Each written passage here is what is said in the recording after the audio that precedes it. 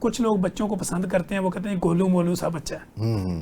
پہلے دور میں وہ گولو مولو کو کہتے تھے بڑا ہی پیارا بچہ. اب گولو مولو ہوتا ہے تو فوری ڈاؤٹ ہوتا ہے کہ شوگر نہ ہو جائے، اس کو فیٹی لیور نہ ہو، اس کے پیٹ میں کوئی مسئلہ نہ ہو. تو کیا بچوں میں بھی فیٹی لیور ہوتا ہے؟ Yes of course. اس کی وجہ یہ ہے،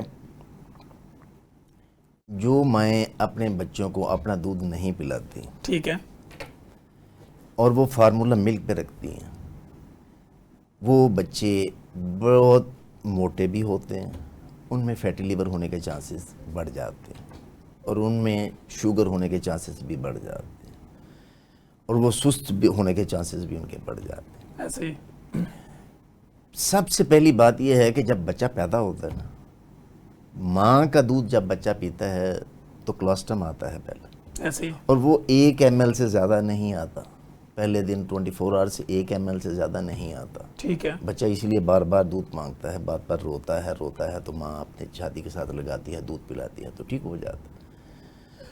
لیکن اس کے مقابلے میں جب ہم فارمولا ملک دیتے ہیں تو ہم سیدھا کیا کرتے ہیں، 5 ml،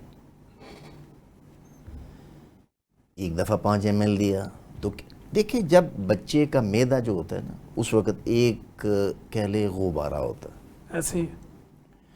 ہم نے اس غبارے میں جو 1 ml کی ہوا بھرنی تھی، ہم نے 5 ml کی ہوا بھر دی. ایسے ہی.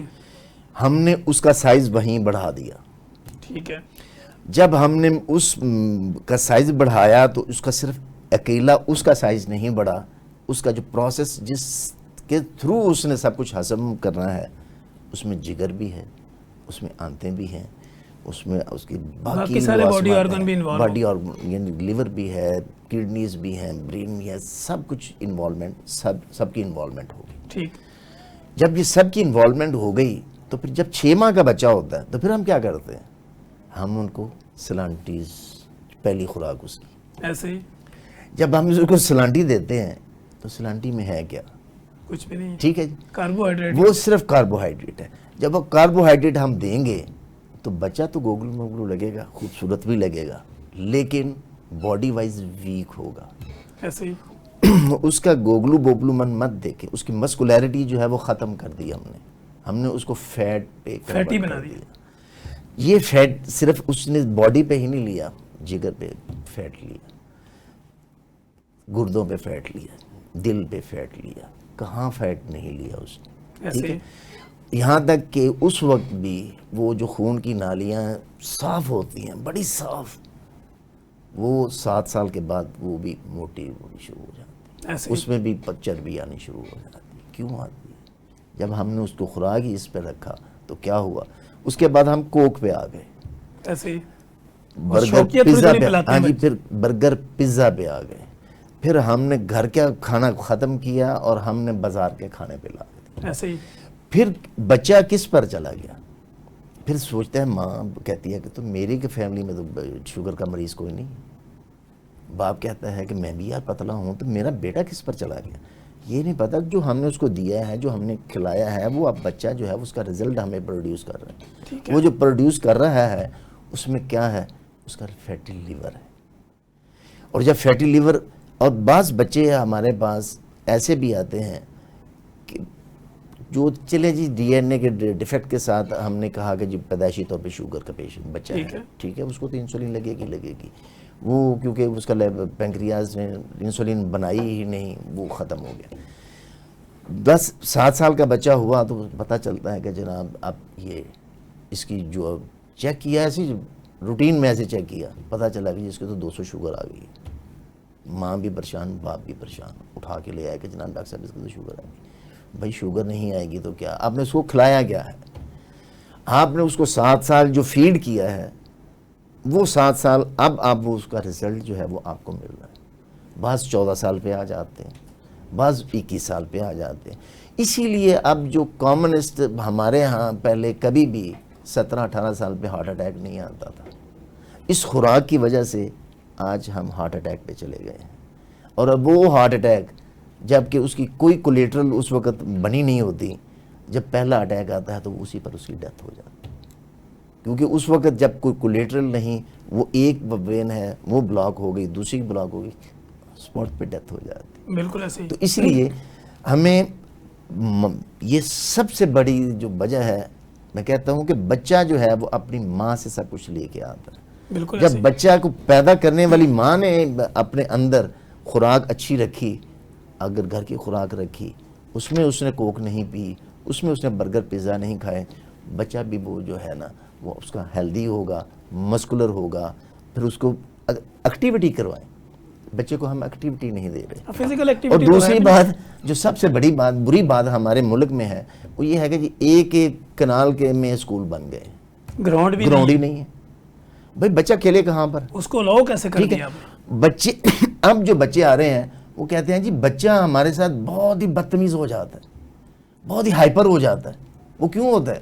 وہ بھائی اس کی انرجی کا جو لیول ہے وہ آپ نے اتنا بوسٹ اپ کیا ہوا ہے کہ وہ انرجی آپ اس کے نکلنے نہیں دے رہے کہیں پر، وہ یوز ہی نہیں ہو رہی. وہ ادھر سے بیٹھا ہے، آپ نے اس کو دماغ برگر پہ پیزا بھی اثر کھلایا دیا جائے. اور پھر اس نے کھانے کے بعد اس نے کہیں ایکٹیویٹی نہیں کی، وہ اس کے اندر پڑا ہوا ہے.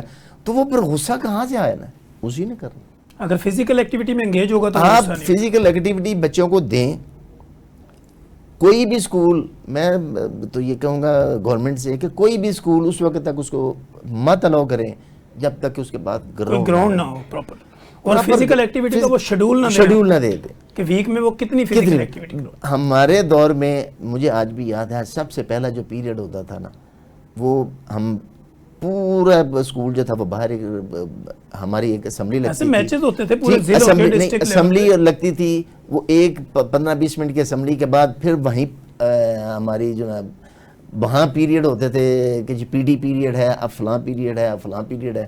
اور اس کے بعد وہاں سے بچوں کو نکال کے کہا جاتا تھا یہ ٹیم ہے، اور پھر وہ ٹیم دوسرے اسکول کے ساتھ میچ کھیلتی تھی. تو وہ ایکٹیویٹی جو ہے ہم نے روک دی. ٹھیک ہوگا. اچھا ڈاکٹر صاحب، یہاں سے ایک سوال اور بھی میرے مائنڈ میں آیا کہ وہ بچے جو رات کو 12 سے صبح 2-3 بجے تک کے درمیان میں فزیکل ایکٹیویٹی کرتے ہیں، کیا وہ ایکٹیویٹی بینیفیشل ہو سکتی ہے بنسبت اس کے جو دن کے ٹائم کی؟ نہیں، وہ ایکٹیویٹی ان کی صحت کے لیے کبھی بھی اچھی نہیں، کیونکہ وہ رات تو سونے کے لیے تھی. دیکھیے ہم نے بچہ جو ہے وہ رات کو کہتا ہے کہ جی میں نے اکیلے میں پڑھنا ہے. وہ اکیلے میں پڑھتا کیا ہے وہ بھی تو دیکھ لیں. ہم نے تو چیک اینڈ بیلنس تو ہونا چاہیے. چیک اینڈ بیلنس ایک تو یہ نہیں رکھا. دوسری بات یہ ہے اگر وہ پڑھتا ہے تو وہ اس کی پڑھائی اس وقت کی اتنی اہمیت نہیں رکھتی جتنی اس کی صحت اہمیت رکھتی. اس وقت اس کا سونے کا ٹائم ہے، اس وقت اس کا میلانین نکلنے کا ٹائم ہے، اس وقت اس کو کارٹیکوسٹیرائڈ اب بوسٹ ہوں گی. اس وقت اس کی باڈی کے جتنے بھی میکانزم ہیں، ہارمونز ہیں، اچھے ہارمونز ہیں، ریپیئر ہوتی ہے، باڈی کی ریپیئر ہوتی ہے.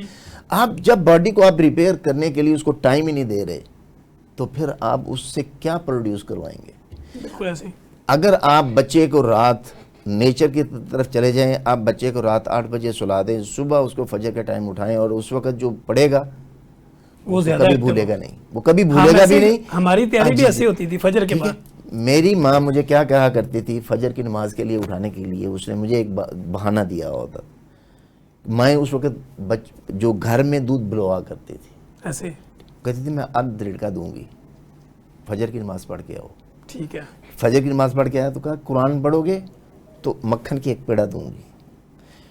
قرآن پڑھا، مکھن کا ایک پیڑا ملا، وہ ملا، ایک پراٹھا ملا، چلے گئے اسکول. آج جو پیڑے لینے کے لیے آپ میلوں سفر کرتے ہیں، آج تو نہ وہ مائیں نہ پیڑا کھلاتی ہیں. دیکھیں آج بھی دیسی گھی سے اچھا کوئی نعمل بدل نہیں ہے. ایسے ہی آپ جتنے بھی یہ آئل لے کے آ رہے ہیں وہ کیا لے کے آ رہے ہیں؟ وہ آپ اپنے بچوں کو زہر پلا رہے ہیں. ایسے ہی. ٹھیک ہے جی، آپ اپنے بچوں کو وہ جو گھی دے رہے ہیں وہ بھی زہر ہے. ایسے ہی. زیتون سب سے بہترین ہے. اگر زیتون یہاں پر افورڈیبلٹی نہیں ہے، دیسی گھی تو افورڈیبلٹی ہے، وہ تو بنا سکتے ہیں. گاؤں کے جو لوگ ہیں وہ بالکل وہ انہوں نے بھی یہ بھی کام چھوڑ دیا، حالانکہ وہاں سے وہ بھی سارے اسی گھی پہ چلے گئے. حالانکہ بھائی دیسی گھی مکھن جو ہے یہ ہماری نیچر میں ہے، اس کو رہنے دو. ٹھیک.